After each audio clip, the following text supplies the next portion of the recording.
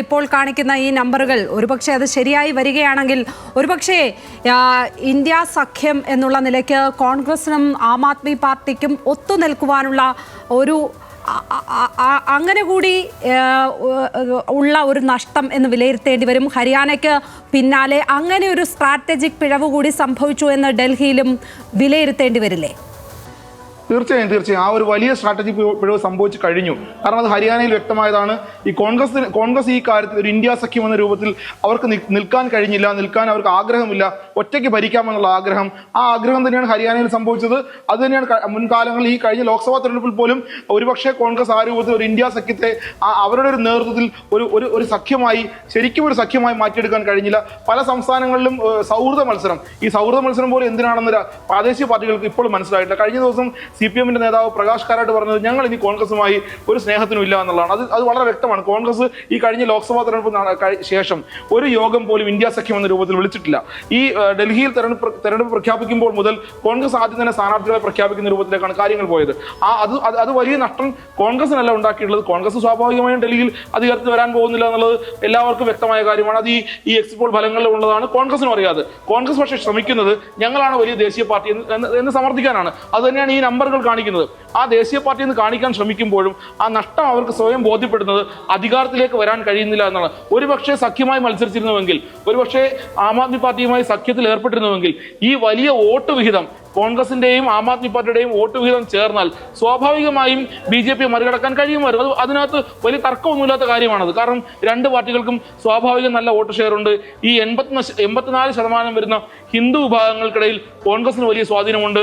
മുസ്ലിം അതോടൊപ്പം തന്നെ 12% താഴെ വരുന്ന മുസ്ലിം വിഭാഗങ്ങൾക്കിടയിൽ കോൺഗ്രസിന് നല്ല സ്വാധീനമുണ്ട്. ഈ സ്വാധീനമെല്ലാം ഒരുപക്ഷെ ഉപയോഗിക്കാൻ കഴിഞ്ഞിരുന്നുവെങ്കിൽ, സഖ്യമായിരുന്നുവെങ്കിൽ, ശരിക്കും ഒരു ഇന്ത്യ സഖ്യമായി മത്സരിച്ചിരുന്നുവെങ്കിൽ ഈ ഒരു നമ്പറുകളിലേക്ക് BJP വലിയ മേൽക്കൈ നേടുന്ന സാഹചര്യത്തിലേക്ക് വരില്ലായിരുന്നു. നേരെ മറിച്ച് കാര്യങ്ങൾ തിരിച്ചാണ് സംഭവിച്ചത്. കോൺഗ്രസ് ശ്രമിക്കാതെ പോയതും ആം ആദ്മി പാർട്ടി അതിന് വഴങ്ങി കൊടുക്കാതിരുന്നതും നഷ്ടം സംഭവിച്ചത് ഈ രണ്ട് പാർട്ടികൾക്കുമാണ്. സ്വാഭാവികമായും ഡൽഹിയിൽ BJP അധികാരത്തിൽ വരുന്നു എന്ന സൂചനകളാണ് ഇപ്പോൾ ലക്ഷ്മി പറഞ്ഞ പോലെ നല്ലൊരു ഇന്ത്യ സഖ്യമായി, അല്ലെങ്കിൽ ഇന്ത്യ സഖ്യത്തിന്റെ രാഷ്ട്രീയം ശരിക്കും പറഞ്ഞുകൊണ്ട് മത്സരിച്ചിരുന്നുവെങ്കിൽ ഡൽഹി ഒരുപക്ഷെ കയ്യിൽ നിൽക്കുമായിരുന്നു. കാരണം എന്തൊക്കെ അഴിമതി വിരുദ്ധ പ്രതിച്ഛായ കെജ്രിവാളിന് മുകളിൽ ചാർത്തി കൊടുക്കാൻ ശ്രമിച്ചാലും ഒരുപക്ഷെ കെജ്രിവാളിനെയൊക്കെ മറികടക്കാൻ കഴിയുമായിരുന്നു. നമ്മൾ കഴിഞ്ഞ ലോക്സഭാ തെരഞ്ഞെടുപ്പിൽ കണ്ടതാണത്. അതേ കാഴ്ച ഇപ്പോഴും കാണാൻ കഴിയുമായിരുന്നു, ഇന്ത്യക്ക് അത് കാണാൻ കഴിയുമായിരുന്നു. പക്ഷെ സംഭവിക്കാതെ പോയത് ഈ ആം ആദ്മി പാർട്ടിക്ക് കൂടി ലഭിക്കേണ്ടിയിരുന്ന വോട്ട് ഷെയർ വളരെ മനോഹരമായി കോൺഗ്രസ് പിടിക്കുന്നു, കോൺഗ്രസിന്റെ വോട്ടുകളിലേക്ക് മാറുന്നു. ഇനി ഒരുപക്ഷെ 8-ാം തീയതി റിസൾട്ട് വരുമ്പോഴായിരിക്കും അതിന്റെ കണക്കുകൾ കൃത്യമാകും. കാരണം ഒരുപക്ഷെ 2000 അല്ലെങ്കിൽ 1000 വോട്ടുകൾക്ക് ഏതെങ്കിലും ആം ആദ്മി പാർട്ടിയുടെ സ്ഥാനാർത്ഥികൾ തോൽക്കുകയാണെങ്കിൽ അത് ഈ പറഞ്ഞ പോലെ, ലക്ഷ്മി പറഞ്ഞ പോലെ, ആ സഖ്യത്തിന്റെ കുറവാണ്, ആ ചേർച്ചയില്ലായ്മയുടെ കുറവാണ് എന്ന് തന്നെ കാണേണ്ടി വരും. എന്തായാലും നമുക്ക് മനസ്സിലാക്കാൻ കഴിയുന്നത് ഏതാണ്ട് 1, 2, 3, 4 ഏതാണ്ട് 7ഓളം ഏജൻസികൾ വളരെ കൃത്യമായി പറഞ്ഞു കഴിഞ്ഞു. 7ഓളം ഏജൻസികളുടെ എല്ലാ എക്സിറ്റ് പോൾ ഫലങ്ങളിലും 45 സീറ്റുകൾ വരെ, അതായത് കേവല ഭൂരിപക്ഷവും കടക്കുന്നു ആ രൂപത്തിലേക്ക്. 45 സീറ്റുകൾ വരെ. JVC പോൾ 45ലേക്ക് പറയുന്നു, മെട്രൈസ് 40ലേക്ക് പറയുന്നു, പീപ്പിൾ ഇൻസൈറ്റ് BJPക്ക് 44 സീറ്റുകൾ പറയുന്നു, പീപ്പിൾസ് പൾസ് ഏതാണ്ട് 60 സീറ്റുകളാണ്. അതായത് റെക്കോർഡ് ഭൂരിപക്ഷത്തിലേക്ക് BJP, റെക്കോർഡ് ഭൂരിപക്ഷവുമായി അധികാരത്തിലേക്ക് പോകുന്നു BJP. ചാണക്യ, സ്വാഭാവികമായും ചാണക്യ എല്ലാ കാലവും വളരെ വ്യക്തമായി ഏറെക്കുറെ കൃത്യതയോടെ പറയുന്ന ഏജൻസിയാണ്. 44 സീറ്റുകളാണ് ചാണക്യ പറയുന്നത്. PMark 49 സീറ്റുകൾ പറയുന്നു. അത് ഒരുപക്ഷെ വലിയ സൂചനയൊന്നും ആയി കണ്ടില്ലെങ്കിൽ പോലും BJPക്ക് എന്തായാലും അധികാരം ഉറപ്പിക്കാൻ കഴിയും എന്ന രൂപത്തിലാണ് ഇപ്പോൾ എക്സിറ്റ് പോൾ ഫലങ്ങൾ വരുന്നത്.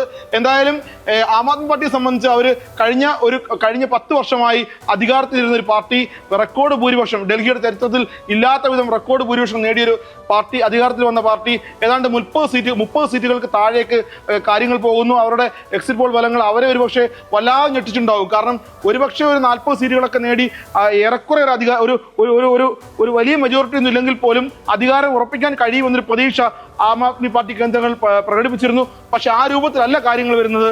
കോൺഗ്രസിന്റെ അവസ്ഥ കുറച്ചും കൂടി പരിതാപകരമാണ്. പരിതാപകരം എന്ന് പറഞ്ഞാൽ കഴിഞ്ഞ തവണ 0 സീറ്റുകളായിരുന്നു, ഇത്തവണ 1-2 ആണ്. കാരണം ഇപ്പോൾ പരിതാപകരം എന്ന് പറയണമെങ്കിൽ ഇത്തവണ അവർ അധികാരത്തിലെത്തുന്നു ഉറപ്പിച്ചാണ് അവർ മത്സരിച്ചത്. അതുകൊണ്ട് തന്നെ ഈ 1 മുതൽ 2 സീറ്റുകൾ, അതായത് ഇതിൽ ചാണക്യ മാത്രമാണ് 2 മുതൽ 3 സീറ്റുകൾ വരെ കോൺഗ്രസിന് പറയുന്നത്. ബാക്കി എല്ലാവരും ഏതാണ്ട് 2 സീറ്റും 1 സീറ്റും ആണ് പറയുന്നത്. പീപ്പിൾസ് പൾസ് മാത്രമാണ് 0 സീറ്റുകൾ വീണ്ടും കോൺഗ്രസിന് പറയുന്നത് മറ്റ് പാർട്ടികളൊന്നും അധികാരത്തിലേക്ക് അല്ലെങ്കിൽ ആർക്കും ഒരു MLA പോലും ജയിപ്പിച്ചെടുക്കാൻ കഴിയുന്ന സാഹചര്യം അവിടെ ഇല്ല എന്ന് വ്യക്തമാണ്. എന്തായാലും അതിൽ കാര്യങ്ങൾ വളരെ വ്യക്തതയിലേക്കാണ് പോകുന്നത്. BJP വലിയ രൂപത്തിലുള്ള ഒരു മെജോറിറ്റി ഡൽഹിയിൽ നേടുന്നു. അധികാരം ഉറപ്പിക്കാൻ കഴിയുന്ന രൂപത്തിലേക്കാണ് കാര്യങ്ങൾ വരുന്നത്.